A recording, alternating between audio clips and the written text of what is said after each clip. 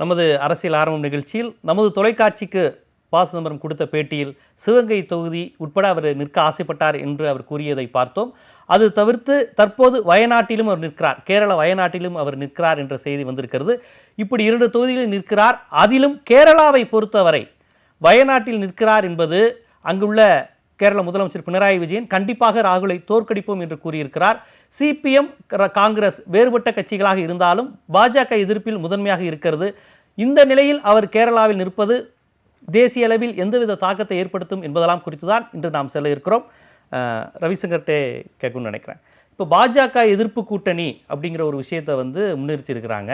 அந்த வகையில் இப்போ மம்தா பானர்ஜி போன்றவங்களாம் வெளிப்படையாக இந்த கூட்டணியில் இல்லை என்றாலும் மீண்டும் மோடி வரக்கூடாது என்பதில் நாங்கள் தெளிவாக இருக்கிறோம், மாநில உரிமை பறிக்கிறாங்க போன்ற பல்வேறு விஷயங்கள் வந்திருக்கிறாங்க. இந்த நிலையில் சிபிஎம் ஒரு வலுவாக இருக்கக்கூடிய இடத்தில், அது பாஜக எதிர்ப்பு கட்சி வலுவாக இருக்கக்கூடிய ஒரு மாநிலத்தில் ராகுல் காந்தி போட்டியிடுவதை நீங்கள் எப்படி பார்க்குறீங்க? ராகுல் காந்தி போட்டியிடாவிட்டாலும் அங்கே ஏதோ ஒரு காங்கிரஸ் கேண்டிடேட் போட்டியிடத்தான் போகிறாங்க. சிபிஎம்மும் காங்கிரஸும் they are not in alliance. அவங்க அங்கே கூட்டணி கட்சிகள் இல்லை, எந்த மாநிலத்திலும் கூட்டணி கட்சிகள் இல்லை. ஆனால் அதனால் இது வெறும் ராகுல் போட்டிடுறதுனால இது சிதறடிக்குமா அப்படிங்க பார்க்கும்போது அது ஒட்டுமொத்தமாக அங்கே கூட்டணிகள் எப்படி அமைந்திருக்குது அப்படிங்கிறத வச்சு தான் நான் பார்க்க விரும்புகிறேன். இல்லை, அதாவது நீங்கள் சொல்வது ரொம்ப சரிதான். எப்படினாலும் காங்கிரஸ் சிபிஎம் அங்கே எதிர் நிலையில் தான் இருக்கிறாங்க, ஒன்றும் கூட்டணி கட்சியெல்லாம் ஒன்றும் இல்லை. இருப்பினும் உங்களுக்கு தேர்தல் முடிவுகளுக்கு பிறகு வெளியிலிருந்து ஆதரவு பல்வேறு விஷயங்கள் வரக்கூடிய நிலையில் இந்த தேர்தல் பிரச்சாரத்தில் 2 பேரும் பாஜக எதிர்ப்பு பேசுவதை விட ராகுல் எதிர்ப்பு அரசியலும் பினராயி விஜயன் எதிர்ப்பு அரசியலும் அங்கே பிரச்சாரத்தில் அதிகப்படுத்தும். கேரளாவில் பொறுத்தவரை அவங்க அதைத்தான் வீரியமாக பண்ணியாகணும். அதெல்லாம் ஒரு பின்னடைவாக இருக்காதா இவங்களுடைய பாஜக எதிர்ப்பு அரசியலுக்கு? இல்லை, பாஜக எதிர்ப்பு அரசியல் இருக்குது. பட் அதே நேரத்தில் நீங்கள் எல்லா மாநிலங்கள்லையுமே கூட்டணி அமைதவாக இருக்கட்டும், யார் போட்டிடுறாங்க இருக்கட்டும், அந்த உள்ளூர் அரசியல் கணக்கும் கணக்கில் எடுத்துக்கொள்ளப்படுது. அது மமதாவாக இருக்கட்டும், இல்லை வட மாநிலங்கள் பெரிய தலைவர்களாகட்டும், பாஜக எதிர்ப்புங்கிறதுல ஒன்றுபடுறாங்களே தவிர உள்ளூர் அரசியல் களத்தை அவங்களுக்கு இருக்கிற இடத்த விட்டு கொடுக்கக்கூடாதுங்கிற ஒரு இதுவும் இருக்குது. அந்த வகையில் இப்போ அங்கே சிபிஎம் ஆட்சி கேரளாவில் நடக்குது. அடுத்து அவங்களுக்கு அங்கே காங்கிரஸ் ஒரு ஸ்ட்ராங் ஹோல்டு எடுக்கணும். இப்போ ராகுல் நிற்கிறனால காங்கிரஸுக்கு கேரளாவில் ஒரு புத்துணர்வு வரக்கூடுமா, அது அடுத்த சட்டப்பேரவையில் உங்களுக்கு உதவக்கூடுமாங்கிற கணக்கு கூட இருக்கலாம். நீங்கள் இதை எப்படி பார்க்குறீங்க? கேரளாவில் அவர் போட்டிடுறது ஒரு தேர்தல் உத்தின்னு பார்க்குறீங்களா, இல்லை இந்த இடத்த தவிர்த்துருக்கலான்னு பார்க்குறீங்களா? அதாவது 2 இடத்துல நிற்கிறது, அதுவும் ஒரு மிகப்பெரிய தேசிய தலைவர், ஒரு கட்சியோடைய தலைவர் 2 வெவ்வேறு இடங்களில் நிற்கிறதுங்கிறதுக்கு ஒரு பின்னாடி ஒரு ஸ்ட்ராட்டஜிக் நீடு ஒன்று இருக்கணும். சும்மா தோல்வி பயத்தால் நிற்கிறாருன்னெலாம் சொல்கிறதெல்லாம் நான் ஏற்றுக்கொள்ளலை. ஏன்னா காங்கிரஸ் போன்ற ஒரு கட்சிக்கு சேஃப் சீட்ஸுங்கிறது பல மாநிலங்களில் இருக்குது. ஸோ எங்கே வேணாலும் அவர் நின்று ஒரே ஒரு தொகுதியில் நின்று ஜெயிக்கலாம், அது பிரச்சனை இல்லை. அப்போ ஏன் தென்னிந்தியா அல்லது முக்கியமாக ஒரு குறிப்பிட்ட மாநிலம், ஏன் சென்ற 2014 தேர்தலில் குஜராத்தில் ஒரு தொகுதியிலும் உத்தரப்பிரதேசத்தில் வாராணசியிலையும் நரேந்திர மோடி நிற்கிறார்? ஏன்னா உத்தரப்பிரதேசம் போன தடவை பாரதிய ஜனதாவுக்கு மிக முக்கியமான ஒரு மாநிலமாக இருந்தது. அதில் எவ்வளவு அதிகமான தொகுதிகளை நாம் வெல்லப்போகிறோம் அப்படிங்கிறத தான் அவங்க அதை ஃபோக்கஸ் பண்ணாங்க. அதில் அங்கே நரேந்திர மோடி நிறுத்தினாங்க. அந்த தொகுதியில் ஜெயிக்கிறதோட கூட 70க்கும் மேற்பட்ட தொகுதிகளில் அங்கே ஜெயித்து 80ல் 70க்கும் மேலே அவங்களுக்கு கிடைச்சது ஒரு மிகப்பெரிய ஒரு உந்து சக்தியாக அவங்களுக்கு இருந்தது. தனிப்பெரும்பான்மை பெறுவதற்கு அது காரணமாக இருந்தது. இப்போ அதே மாதிரி ஒரு தனிப்பெரும்பான்மையை காங்கிரஸ் பெறாவிட்டாலும் மிக அதிகமான இடங்களுக்கு போகணும். 40 லட்சம் தொகுதியிலிருந்து நீங்கள் 100 எல்லாம் தாண்டி ஆகணும். அப்போ சில மாநிலங்கள் முக்கியமாயிருது. அதில் கர்நாடகம், கேரளம், தென்னிந்தியாவில் இந்த 2 இடமுமே முக்கியமாயிருது. தமிழகம் ப. சிதம்பரம் சொல்கிறாரு, பட் தமிழகம் அந்த அளவுக்கு முக்கியம் கிடையாது. ஏன்னா இங்கே முதன்மை கட்சியாக இருப்பது திராவிட முன்னேற்றக் கழகம். திராவிட முன்னேற்றக் கழகம் ஒரு வலுவான கூட்டணி அமைச்சிருக்கு. அதிகமான தொகுதிகளை திராவிட முன்னேற்றக் கழகம் தான் நிற்குது. அதுக்கு ராகுல் காந்தி இங்கே நின்று ஒரு பெரிய மாற்றத்தை ஏற்படுத்திட போகிறது கிடையாது. ஆனால் கேரளம், கர்நாடகம் 2 இடத்துலையுமே ஒரு மாற்றத்தை ராகுல் காந்தி நிற்கிறாருங்கிறதுனாலேயே மிக அதிகமான அளவுக்கு தொண்டர்கள் வேலை செய்வாங்க. அப்போ ஒரு சரியான உத்தி தான் ராகுல் காந்தி தேர்ந்தெடுத்தது. சரியான உத்தி தான். ஆனால் கர்நாடகமா கேரளமாங்கிறதுல எனக்கு மாற்று கருத்து இருக்குது. நான் கர்நாடகத்தை முதன்மையாக சொல்லியிருப்பேன். கேரளம்ங்கிறது நீங்கள் அதே நேரம் ஒரு இடதுசாரி கட்சியை வேண்டுமென்றே கொஞ்சம் எக்ஸ்ட்ரீமாக போய் துன்புறுத்தக்கூடாது. நீங்கள் கூட்டணியில் இல்லை தான், ஆனாலும் அவர்களுடைய ஆதரவை நீங்கள் எதிர்காலத்தில் எதிர்நோக்கி இருக்கிறீர்கள். அப்போ நீங்கள் ஒரு நாடாளுமன்ற தேர்தலில், சட்டமன்ற தேர்தலில் உங்களுக்கு பிரச்சனை வந்து அந்த மாநிலம் மட்டும்தான், அதை வேற மாதிரி ஹேண்டில் பண்ணிக்கலாம். ஆனால் ஒரு நாடாளுமன்ற தேர்தலில் வேண்டுமென்றே போய் இடதுசாரிகளை ஒரு மாதிரி போக் பண்ணி அவங்களுக்கு வந்து ப்ரோவோக் பண்ணுறது, இது தேவையில்லாத ஒன்று. ஆனால் நேரடியாக நீங்கள் வந்து கர்நாடகத்தில் நின்றிருந்தால் பாரதிய ஜனதாவுக்கு மிகப்பெரிய ஒரு நெருக்கடியை இங்கே கொடுத்துருக்கக்கூடும். அது ஒரு ஸ்ட்ராட்டஜிக் மிஸ்டேக் அப்படின்னு நான் நினைக்கிறேன். கர்நாடகாவை விட கேரளா நம்ம கொஞ்சம் வசதின்னு பார்த்துருப்பாரு. ஏன்னா கர்நாடகாவில் உங்களுக்குலாம் தெரியும், வட கர்நாடகாலாம் கிட்டத்தட்ட வட இந்தியாவினுடைய இப்போ ஓட்டு பேட்டை அப்படியே இருக்கும். அந்த வாக்களிக்கிற முறையெல்லாம் வட இந்தியாவினுடைய பாணியில இருக்கும். உண்மைதான். அது வந்து நமக்கு பாஜகவுக்கு சாதகமா அமைஞ்சிட்டா என்ன செய்ய, நீங்க வட கர்நாடகத்தில் நிற்கணும். இங்க வந்து ஸ்ட்ராட்டஜி என்ன, நீங்க பயந்துகிட்டு வந்து சேஃப் கான்ஸ்டிட்யூன்சின்னு நிற்கிறீங்களா, இல்லை ஸ்ட்ராட்டஜிக்காக நான் நிற்பதன் மூலமாக என்னுடைய தொண்டர்களை ஊக்கப்படுத்தி பொதுவாக எனக்கு வந்து 20ல் 12 இடம் கிடைக்கும், நான் கடுமையாக நான் என்னுடைய பிரச்சாரத்தை செய்வதன் மூலமாக அதை 14, 16, 18 நோக்கி நகர்த்துக்கிறேன் அப்படிங்கிறதுக்காக நிற்கிறீங்களா? இந்த ஸ்ட்ராட்டஜி உங்களுக்கு தெளிவாக இருந்ததுன்னா நீங்கள் எந்த இடத்துல நிற்கணுங்கிறத முடிவு பண்ணியிருப்பீங்க. நீங்கள் பயந்துக்கிட்டு நிற்கிறீங்கன்னா நீங்கள் இங்கெல்லாம் வர வேண்டாம். மத்திய பிரதேசத்துலேயோ ராஜஸ்தான்லேயோ உங்களுக்கு கிடைக்காத தொகுதிகளா, நீங்கள் அதில் ஏதாவது ஒரு சேஃபஸ்ட் சீட், ஹிஸ்டாரிக்கலி கடந்த 10 தேர்தலில் காங்கிரஸ் தோற்றதே கிடையாதுங்கிற இடங்கள்லாம் இருக்குது, அங்கே நின்றுட்டு போகலாமே, மகாராஷ்டிராவில் நின்றுக்கலாமே. அது இல்லை உங்களுடைய நோக்கம். ஆனால் எங்கேயோ ஒரு இடத்துல யாரோ சரியாக ஆலோசனை கூறலைங்கிற மாதிரி எனக்கு தோணுது. இல்லை, இது ஸ்ட்ராட்டஜிக்காக மட்டும் பார்க்காம நீங்கள் ஒரு அடையாளபூர்வமாக தென்னகம் அப்படின்னு பார்த்தீங்கன்னா அந்த இந்திரா காந்தி காலத்துலேருந்தே அவங்க வந்து தமிழ்நாட்டில் நிற்கிறக்கும், கர்நாடகா சூஸ் பண்ணி அவர் வந்து அதை ஸ்ட்ராட்டஜிக்காக பார்க்குறாரு. நான் அதை சிம்பாலிக்காக பார்க்குறேன். அதாவது வெற்றியும் முக்கியம், அடையாளபூர்வமாகவும் பார்க்கணுங்க. அப்படிங்கும்போது அவர் தென்னக பகுதிகளில் காங்கிரஸ் வலுவாக உள்ள பகுதிகளில் நிற்கிறதுல வந்து ஒரு தவறு இல்லைன்னு தான் நான் நினைக்கிறேன். வந்துட்டு இல்லை, இப்போ கர்நாடகாவில் என்ன அவர் சொல்கிறாருன்னா, அங்கே வந்து இந்த மாதிரியான ஒரு போட்டி இல்லை, இந்த சூழல் இல்லை, நீங்கள் வந்து ஏன் இதை கூட இப்போ நீங்கள் பகச்சுக்கணும் அப்படிங்கிற மாதிரி தான் அவர் கேட்குறாரு. இப்போ கூட இடதுசாரிகள் ஒருவேளை அவங்க கான்ஃபிடென்ட்டாக இருக்கலாம், ஃபுல் மெஜாரிட்டியில் அவங்க ஆட்சி அமைப்போம். கடந்த காலத்தில் வந்து நீங்கள் என்றைக்கு வந்து சிபிஎம் வந்து ஒரு நேச்சுரல் அலையாக இருந்திருக்கு. ஒர்ஸ்ட் கேஸ் வெளியிலேருந்து சப்போர்ட் பண்ணுவாங்க, அதுவும் வந்து நிறைய நடந்தது கிடையாது. So maybe they are confident. ரொம்ப கணக்கு போட்டு மெஜாரிட்டி வராதுன்னு பயப்படுறவங்க தான் இப்படி பண்ணோம் அப்படி பண்ணோம். Maybe they are confident. இனிமேல் ஆதரிக்க போகிற கட்சிக்கு அதிக எண்ணிக்கை வருவதை விட நம்ம கட்சிக்கே அதிக எண்ணிக்கை வருவதா சேஃப்டி பார்க்கறாரு. அது இன்னும் கான்ஃபிடென்ட்டான கேம் தானே உங்களுக்கு. இல்லை, அப்போ அதோடைய விளைவு என்ன ஆகும்னு பாருங்க. இன்றைக்கு வந்து காங்கிரஸுக்கு பாரதிய ஜனதாவுக்கு சில மாநிலங்களில் பலவீனம் இருக்குது, காங்கிரஸுக்கு அதை விட அதிகமான மாநிலங்கள் பலவீனம் இருக்கு. பலம் இருப்பது காங்கிரஸுக்குன்னு பார்த்தா மிக குறைந்த மாநிலங்களில் தான். அப்போ நீங்கள் வந்து உண்மையிலேயே இந்த தேர்தலில் நரேந்திர மோடியையும் பாரதிய ஜனதாவையும் வீழ்த்தணும்னா நீங்கள் ஏகப்பட்ட இடங்களில் சில சமரசங்களை ஏற்படுத்தி கொண்டு சில கூட்டணிகளை ஏற்படுத்தியிருக்கணும். உத்தரப்பிரதேசத்தில் விட்டாங்க அதை. கிட்டத்தட்ட பீகாரில் அது கை நழுவி போகிறதாக இருந்து கடைசி நேரத்தில் பேச்சப் ஆயிருக்கு. மேற்கு வங்கத்தில் ஒரு தெளிவின்மை, ஒடிசாவில் தெளிவின்மை, தெற்கில் வந்து ஆந்திரா தெலுங்கானா ரெண்டுத்தையுமே வந்து காங்கிரஸ் எழுந்துருச்சு. அப்போ நீங்கள் வந்து இங்கெல்லாம் உங்களுக்கு தேவையே இல்லை அப்படிங்கிற மாதிரி நீங்கள் அங்கே போன இடங்கள் எல்லாத்தையும் விட்டுட்டு இப்போ கேரளாவில் நிச்சயமாக காங்கிரஸில் இன்னொருவர் அவங்க நிறுத்திருக்க போகிறாங்கிறத நான் ஒத்துக்கிறேன். கேரளாவில் முதன்மை போட்டிங்கிறது இடதுசாரிகளுக்கும் சிபிஐஎம்முக்கும் காங்கிரஸுக்கும் தான். அவர்களுடைய தோழமை கட்சிகள் அங்கங்கே நிற்கிறாங்க. ஆனால் பாரதிய ஜனதா வந்து மிக கடுமையாக அங்கே தன்னுடைய பலத்தை அதிகரித்து கொண்டு வருகிறது. குறைந்தபட்சம் ஒரு சீட்டாக இந்த தடவை ஜெயிச்சிருவாங்கன்னு சொல்கிறாங்க. ஆனால் அதை தாண்டி இன்னொரு விஷயம் இருக்குது, நம்ம கவனிக்கணும்.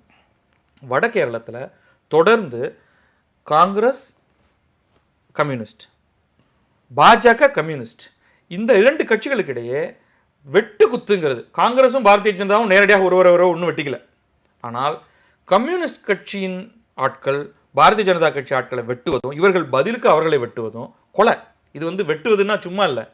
அதே மாதிரி காங்கிரஸ் ஆட்கள் கொல்லப்படுவதும் கம்யூனிஸ்ட் ஆட்கள் பதிலுக்கு தாக்கப்படுவதும் அங்கே நடந்துகிட்டு இருக்கு. இப்போ ஒரு ஆரோக்கியமற்ற ஒரு அரசியல் சூழல் அங்கே ஏற்கனவே நிலவிக்கிட்டு இருக்கு. இப்போ ராகுல் காந்தி அங்கே நிற்கும் பொழுது அதுக்கு உருவாக்கப்படக்கூடிய அந்த உருவாக்கக்கூடிய அந்த பேஷன் அப்படிங்கிறது இருக்கு இல்லையா, அது அவ்வளோ ஹெல்த்தியாக இருக்குமா? இதெல்லாம் கொஞ்சம் யோசிக்க வேண்டிய ஒரு விஷயம் அது இல்லையா. அது ஒன்று. இன்னொரு பிரச்சனை ஒன்று இருக்குது. இது வந்து ரிலிஜியஸ் போலரைசேஷன் ஏற்கனவே இந்தியா முழுக்க பாரதிய ஜனதா வந்து அதை மையப்படுத்தி நகர இந்தியாவில் குறைவு இல்லை. தென்னிந்தியாவில் அப்படி அதான் ஒரு வரேன். சூழல் குறைவுல. தென்னிந்தியாவில் குறைவு. ஆனால் இந்த இடத்துல கேரளாவில் பாரதிய ஜனதாவுடைய ஒட்டுமொத்த தியரியே அதை நோக்கி தான் இருக்குது.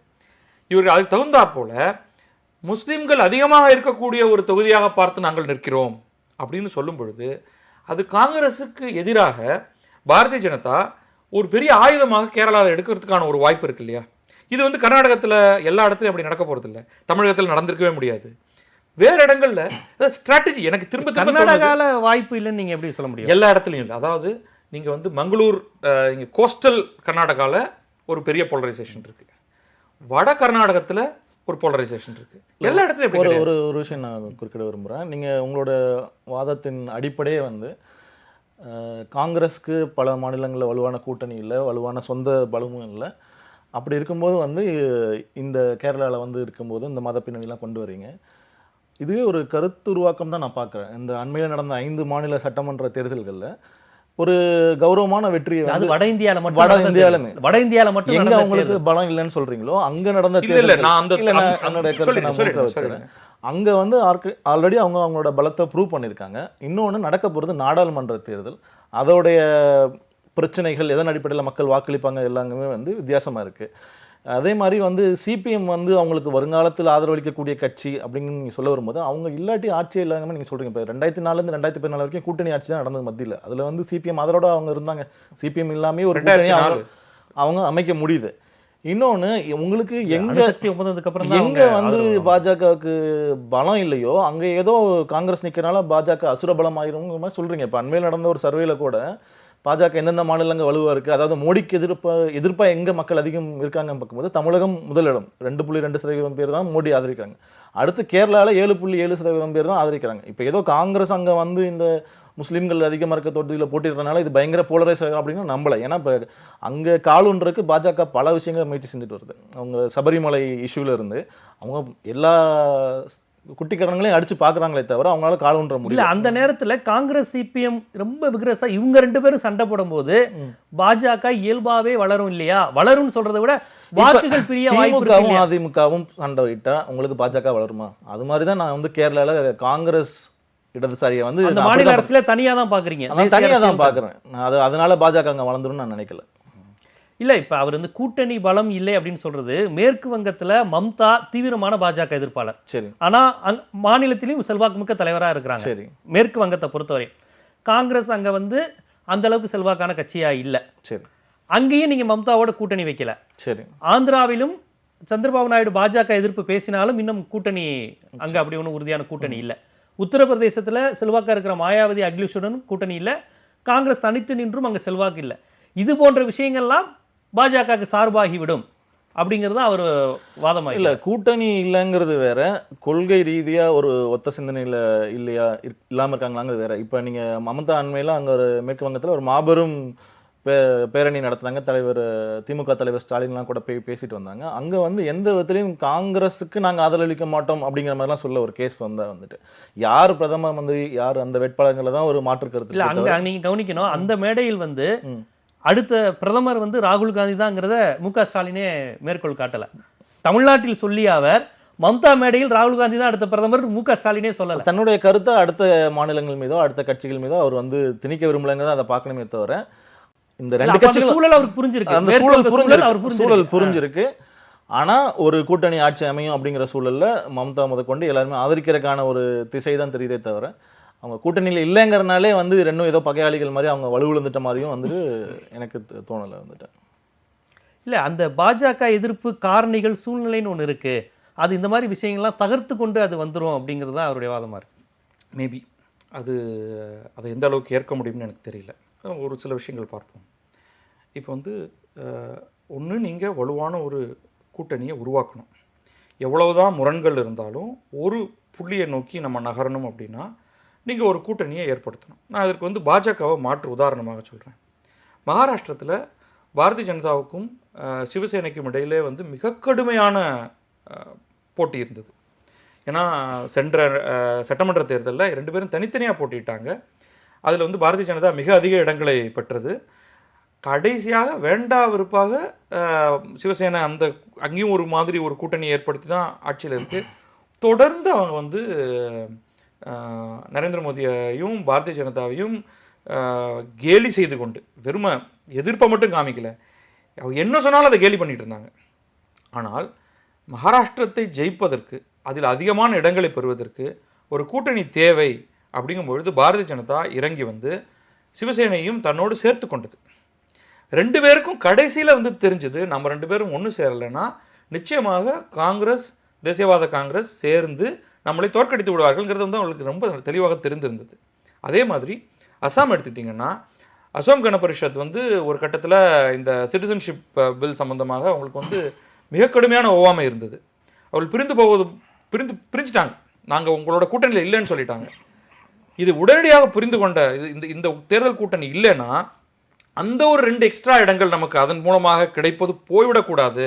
நம்ம தான் முன்னணியில் இருக்கோம், இருந்தாலும் நாம் வந்து காங்கிரஸ் முன்னாடி போய்விடுவதை அனுமதிக்க கூடாது என்று உடனடியாக இந்த உத்தியை காங்கிரஸ் பண்ண மாட்டேங்குது. நான் இப்போதைக்கு வந்து நான் வந்து பாரதிய ஜனதாவை ஆதரிக்கிறேன். இன்னைக்கு நான் அதுக்காகவே நான் அதை பத்தி பேசல, ஜஸ்ட் ஒரு அரசியல் நோக்கராக பாக்குறேன். ஏன் வந்து காங்கிரஸ்க்கு அறிவுரை சொல்றீங்க? அறிவுரை நான் சொல்லல, நான் சொல்லி அவங்க கேட்க போறாங்களா? நான் பாக்குறது வந்து ஏன் வந்து இந்த கட்சி ஒரு இடத்தை கூட நான் விடக்கூடாது, இது மிக கடுமையான போட்டி நிலவக்கூடிய ஒரு நேரம் அப்படின்னு நடக்கும் பொழுது ஆரம்பத்தில் இருந்தே எனக்கு ஆச்சரியமா இருக்கு. உத்தரப்பிரதேசத்தில் ஒரு முரட்டுத்தனமாக அகிலேஷ் யாதவும் மாயாவதியும் 2 இடத்தை தவிர மீது எல்லா இடத்துலையும் நாங்கள் தான் நிற்க போறோம்னு சொன்னாங்க. நீங்கள் அவங்களோட பேசி இன்னொரு 4 இடத்த வாங்கியிருக்கலாம், அது முடியாதுங்கிறது இல்லை. ஆனால் இல்லை, நீங்கள் பரவாயில்ல, நாங்கள் வந்து பிரியங்காவை களமிறக்கி உங்களுக்கு எதிராக போல கடுமையாக போட்டிடுவோம்னு சொன்ன உடனே சும்மா இருந்தவங்க 2 பேர் என்ன பண்ணாங்க, மத்திய பிரதேசத்துலேயும் நாங்கள் நிற்க போகிறோம். மத்திய பிரதேசத்தில் வெறும் 1% வாக்கு வித்தியாசத்தில் நான் ஒரு கருத்தை முன்வைக்க விரும்புகிறேன். பத்ரியோட முழு அணுகுமுறை எப்படி இருக்குன்னா, பாஜக பல மாநிலங்களில் வலுவான கூட்டணி அமைத்துள்ளது, அதனால் அது பலம் மிக்கதாக இருக்குன்னு சொல்கிறாரு.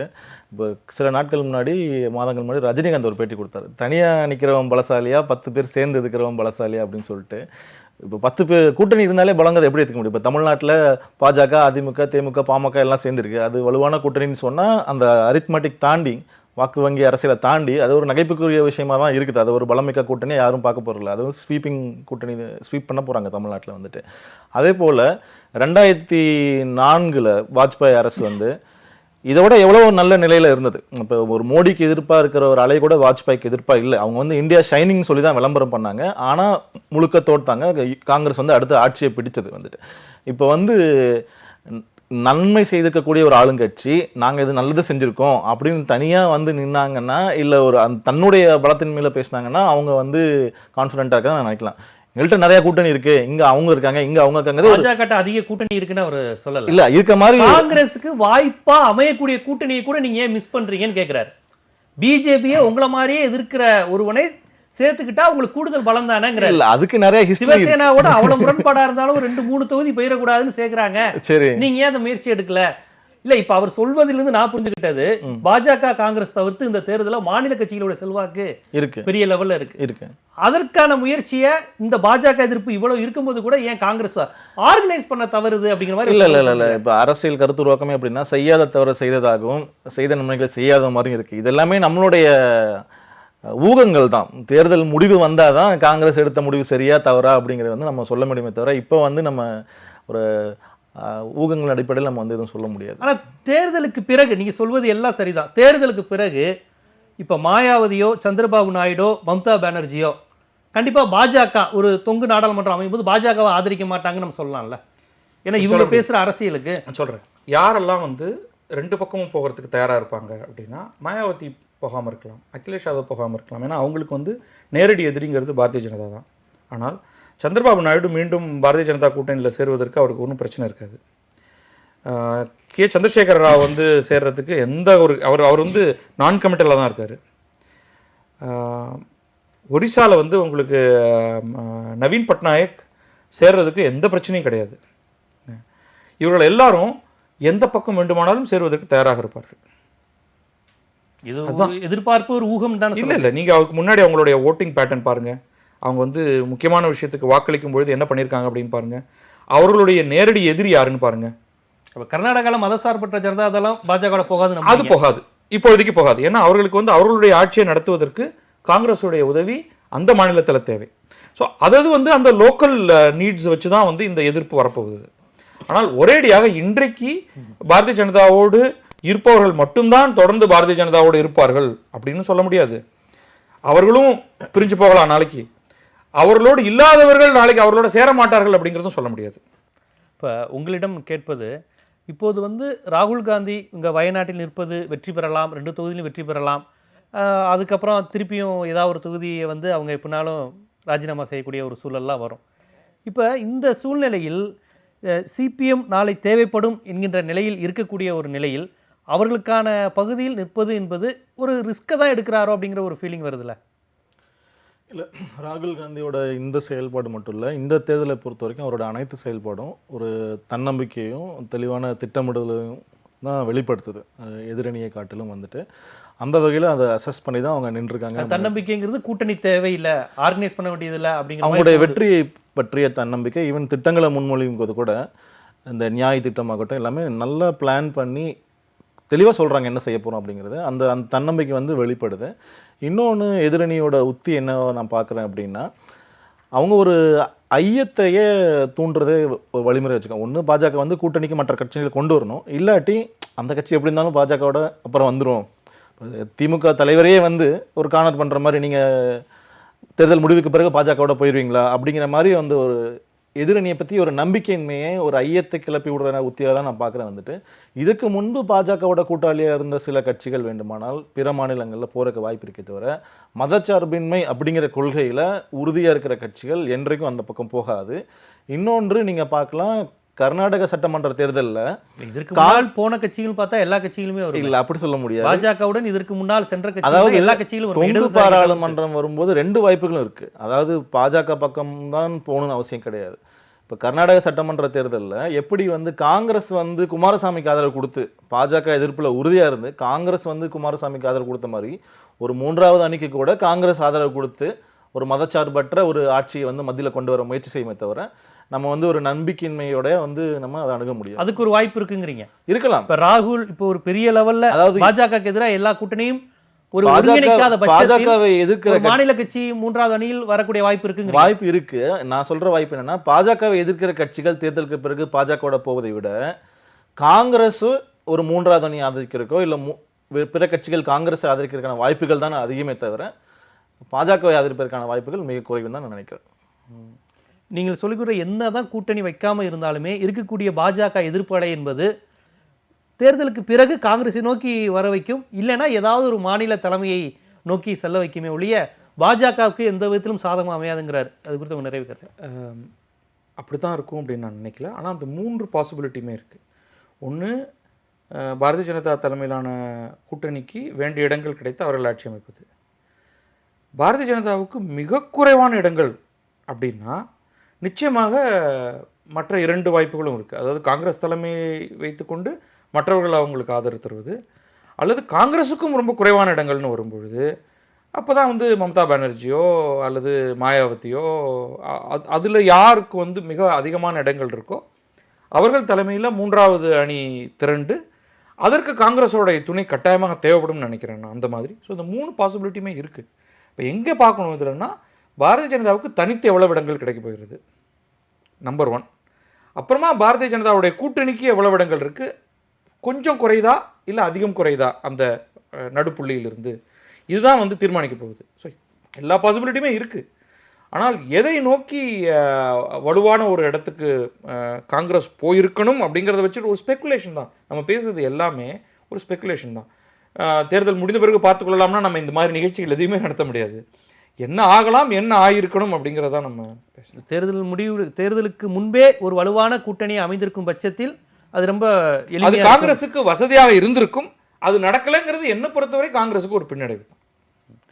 இன்றைய நிகழ்ச்சியில் பல்வேறு கருத்துக்கள், ஏன் சிவகங்கையில் அவர் நிற்கவில்லை என்பதில் தொடங்கி வயநாட்டில் நிற்கிறார், இது எந்த அளவுக்கு காங்கிரஸுக்கும் கூட்டணிக்கும் சாதக பாதங்களை ஏற்படுத்தும் என்பதெல்லாம் இருவருமே வரலாற்று தரவுகளோட திறனாய்வு செஞ்சீங்க. அதற்காக உங்கள் இருவருக்கும் நன்றி. மீண்டும் ஒரு அரசியல் ஆரம்ப நிகழ்ச்சியில் சந்திக்கலாம்.